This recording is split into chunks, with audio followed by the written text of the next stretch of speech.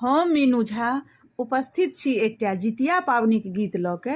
गीत के रचनाकार आदरणीय श्री मणिकांत झा जी छथिन, संग दऽ रहलिए श्रीमती माला झा।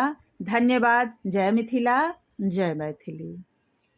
गे बहिना हमहु करबै जितिया पर्व महान गे, सुनलहुँ बड़ गुणगान गे ना।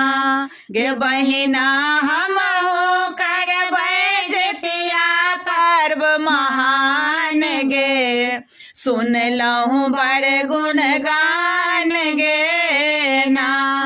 सतमी पोखर धार नहायब, करो तेल खैर चढ़ायब। सतमी पोखर धार नहायब, करो तेल खैर चढ़ायब। झिमनी पातक से हो, झिमनी पातक से हो, बड़का छै विधान गे, सुनलहुँ बड़ गुणगान गे ना।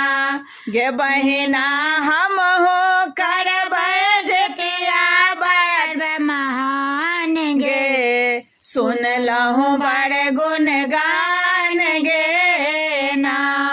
मरुआ रोटी माछक झोर, रान्हब उठिते भोरे भोर। मरुआ रोटी माछक झोर, रान्हब उठिते भोरे भोर। नूनी सागक संगे खायत सगर जहान गे, सुनलहुँ बड़ गुणगान गे ना। नूनी सागक संगे खायब सगर जहान गे, सुनलहुँ बड़ गुणगान गे ना।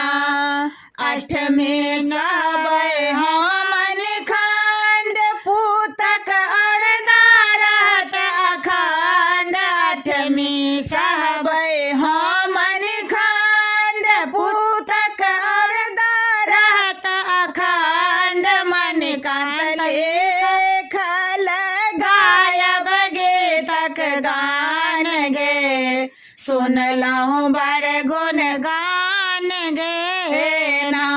गे बहिना हमहु करबै जितिया पर्व महान गे, सुनलहुँ बड़ गुणगान गे